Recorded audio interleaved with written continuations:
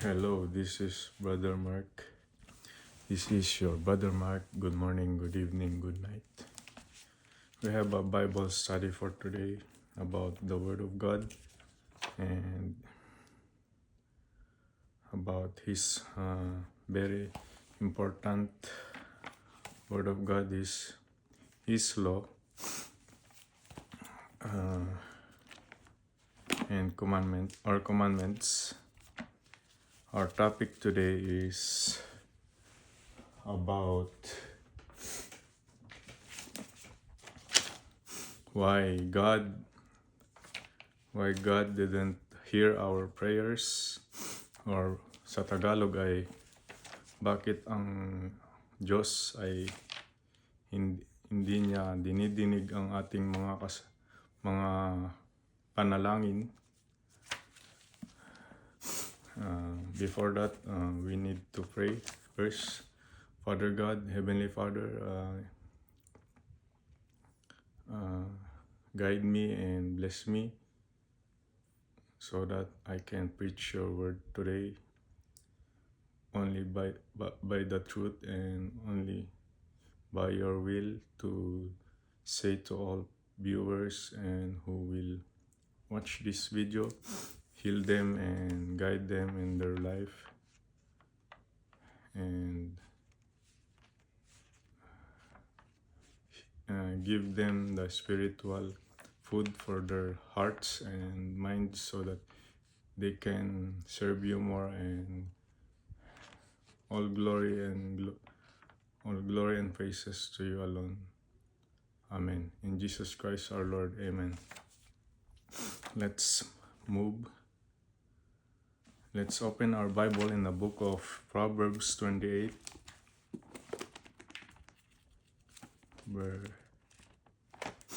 Proverbs 28. Proverbs 28 verse 9. Sorry. That's why God doesn't hear our prayers, because of this. Proverbs 28 verse 9, English version. He that turn away his ear from hearing the law, even his prayer shall be abomination. Amen. That's the reason why God doesn't hear our prayers or answer our prayers, because of this. Or in Tagalog is 9. Kawikaan 29 verse 9. 28 verse 9. Siyang naglalayo sa kanyang pakikinig ng kautusan, maging ang kanyang dalangin ay karumal-dumal. Amen.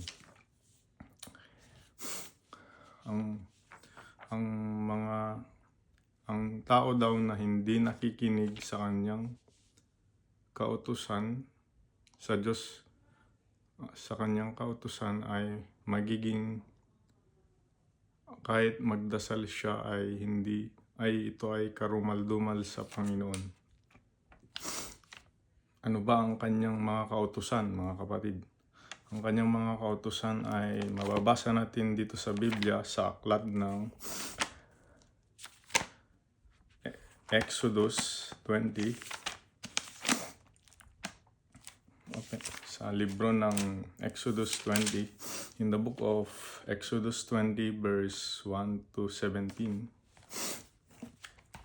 English version 1. I am the God, the Lord your God, which have brought you out of the land of Egypt, out of the house of bondage. 3. You shall have no other gods before me. 4. Thou shalt not make unto thee any graven image, or any likeness of anything shall in heaven above, or the earth beneath, and that's in the water under the earth. 5. Thou shalt not bow down thyself to them, or serve them, for I, the Lord your God, I'm a jealous God, visiting iniquity of the fathers upon the children, from the third and fourth generation that hate me, and showing mercy unto 1,000 of them that who love and keep my commandments.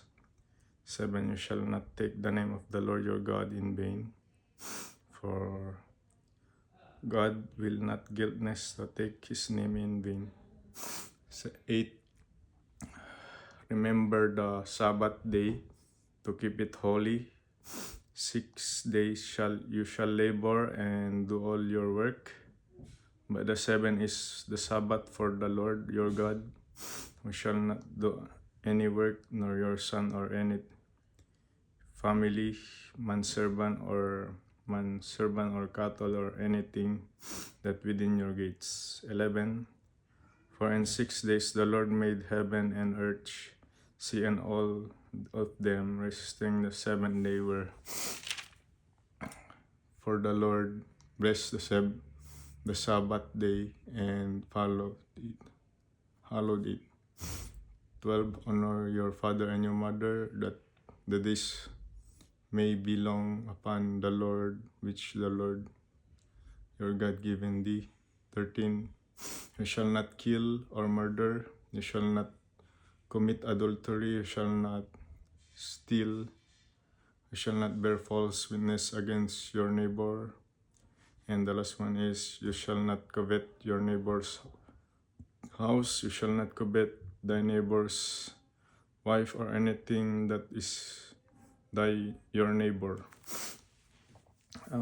Sa Tagalog ay, yun nga, ang kautusan ng Panginoon ay ang 10 utos ng Diyos na ibinigay kay Moses at sa atin. Sabi niya, ako ang Panginoon mong Diyos na nagligtas sa iyo sa lupain ng Egypto sa buhay na magkaalipin. 3. Huwag kang magkakaroon ng ibang Diyos sa harap ko. 4. Huwag kang gagawa para sa iyo ng larawan inanyuan ng kawangis man o anumang anyong nasa langit at ibaba ng sa lupa, nasa tubig, sa ilalim ng lupa. Huwag mong yuyukuran man sila o pagsisilban. Akong Diyos ay Diyos ng mapanagbuhuin at dinadalaw ang kasalanan ng magulang at anak sa 3 at 4 na salit-saling lahi na napuput sa akin. Yun nga yung kahit magdasal ka ng 10 beses, kung hindi mo to sinusunod, hindi niya tutuparin ang sasagutin ang iyong mga kahilingan at kahit ang iyong mga panalangin. Gaya nito, sabi niya, huwag kang gagawa ng larawan. Sa Roman Catholic ay yun, may rebulto sila. Kahit anong panalangin mo dun sa rebulto o kaya dun sa Diyos, kung sabi niya dito, huwag kang gagawa ng imahen Hindi niya papakinggan ang iyong panalangin kasi nilabag mo ang kanyang batas Dito, tumuloy na po tayo at pinagpapakitaan ko ng kaawan ang libu-libong umiibig sa akin at tinutupad ang aking mga utos. 7. Huwag mong babanggitin ang pangalan ng Panginoon mong Diyos sa walang kabuluhan, sapagkat hindi arin ng Diyos na walang salang bamanggit sa kanyang pangalan at walang kabuluhan. Alalahanin mo ang araw ng Sabat upang ipagngilin. 9. 6 na araw ay gagawa ka ng iyong gawain, ang lahat ng iyong gawain. Ngunit ang 7 araw ay Sabat sa Panginoon mong Diyos. Sapagkat sa 6 na araw ay ginawa niyang ang Panginoon ng langit at lupa at buong at lahat ng mga ninalang. 12. Igalang mo ang iyong ama at ina upang ikaw ay may tumagal ang iyong araw sa ibabaw ng lupa na ibinigay ng Panginoon mong Diyos. 13. Huwag kang papatay. 14. Huwag kang mangangalunya. 15. Huwag kang magnanakaw. 16. Huwag kang magbibintang sa iyong kapwa. And 17. Last, huwag kang mong imbutin ang bahay ng iyong kapwa. Huwag mong imbutin ang asawa ng iyong kapwa o anuman ang nasa iyong mga bagay ng iyong kapwa. Amen. Yun. At magdako na po tayo sa susunod pa sa Hebrews 10 verse 1 to 10.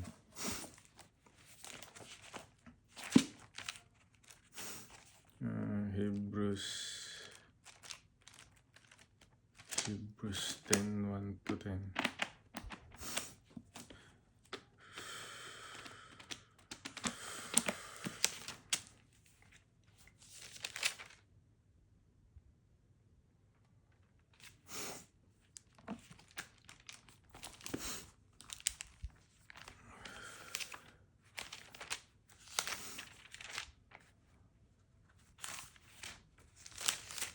Hebrews 10, 1 to 10. Chapter 10. English version. For the law having a shadow of good things to come and not the very image of the things can never, who those sacrifice which they offered year by year continually make the corners there unto perfect. For then you should have no cease to be offered, because that's the worshippers once purged should have had no more consequence of sin. But those sacrifices were is remembrance again made of sin every year. For it's not possible that the blood of bulls and goats should take away sins. But to the sacrifice there is a remembrance again made of sins every year. For it's not possible, therefore, when the come unto the world, he said, sacrifice and offerings though were not, but a body had thou prepared me. In the burnt offerings and sacrifice for sin, thou had no pleasure. Then said, lo, I come and value within me, and do the will of God. Amen. And above, when he said, sacrifice and offerings or burnt offering for the sin were had pleasure, or which offer by the law. Then said he, lo, I come to do thy will, O God. He what taken the first, and he has established the second. Then last, by the which will he are sacrificed through the offering the body of Jesus Christ once and for all. Amen. The meaning of this, sa Tagalog, summarize ko na lang. Ang meaning nito ay ang pagtupad talaga ng commandments or law ng Panginoon ay kautusan ng Panginoon Jesus o Diyos ang mas mahalaga. Kasi dito niya pinakita nung nagpakatawang tao siya, dito niya pinakita na tinupad niya ang kautusan para tayo'y sumunod sa kautusan. Hindi niya ito pinawalang bisa, kundi ito ay nagbigay siya ng example so that we can follow it, or para tayo'y sumunod sa kautusan. Pinapakita niya na pag sumunod tayo'y maliligtas at tayo'y makakapasok sa langit. Amen. And in the book of John chapter 14 verse 6, mahirap mag-preach at mga aral at maglingkod din. Kasi minsan hindi tayo pinapaniwalaan ng ating pag-preachan. Pero ito ang katotohanan sa Biblia. John 14 verse 6, English version. John 14 verse 6, Jesus said, English version, Jesus said unto him, I am the way, the truth, and the life. No one come unto the Father but by me. Amen. Sa Tagalog ay sabi niya, Sinabi sa kanya ni Jesus, ako ang daan at ang katotohanan at ang buhay. Sino man ay hindi magpaparito roon sa Ama, kundi sa pamamagitan ko. Amen. Only Jesus is the way, the truth, and the life.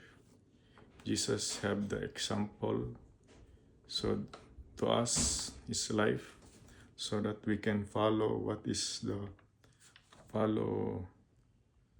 his example, because he did fulfill the law of God, and Jesus said unto us that we should fulfill the law too, like him. In Matthew chapter 5 verse 17,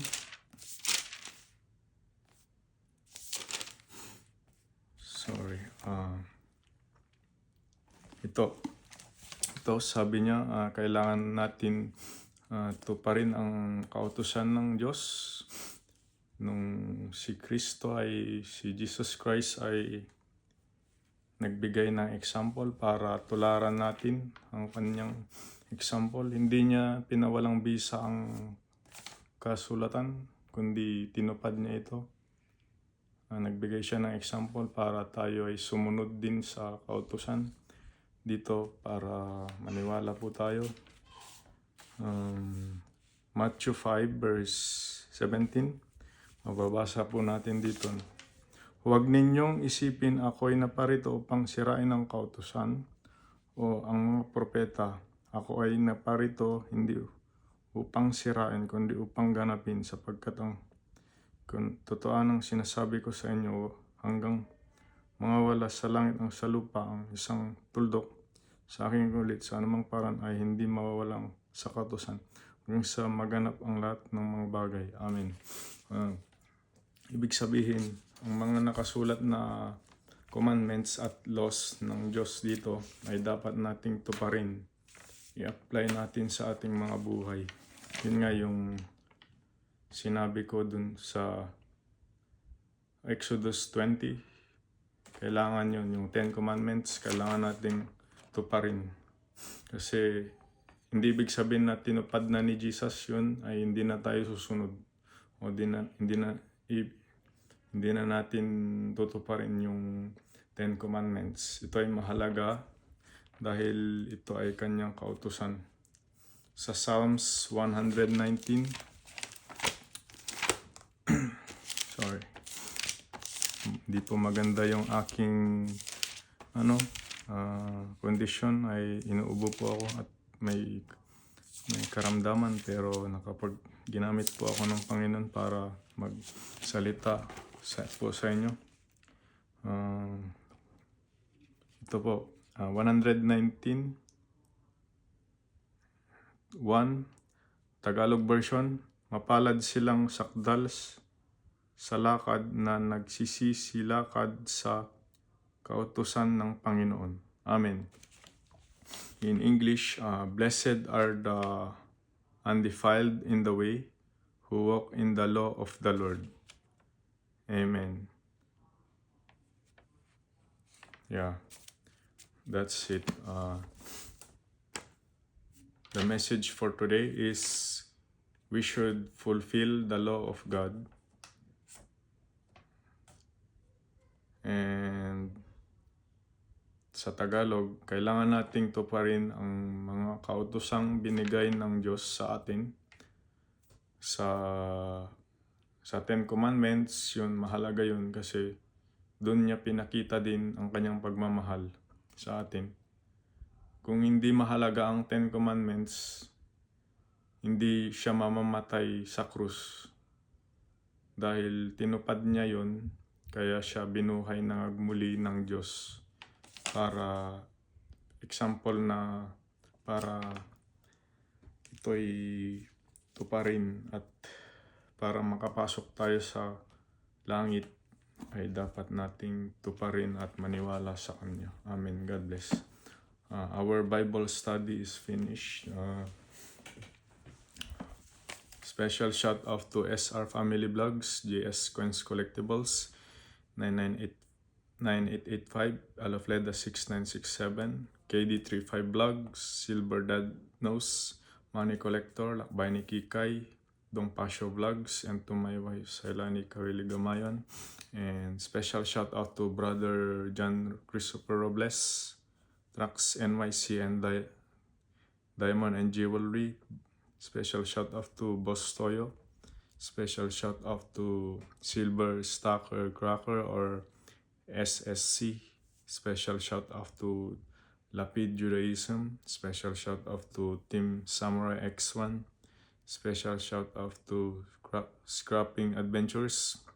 Special shout out to Her So-Called Life, Angela Faith Omana, Yahweh and Datora, Nora Sivet, Silver Dragons, Man Plus River, Jason Kauyaw, Sangkay Janjan, Ian Akda, and Dekada TV.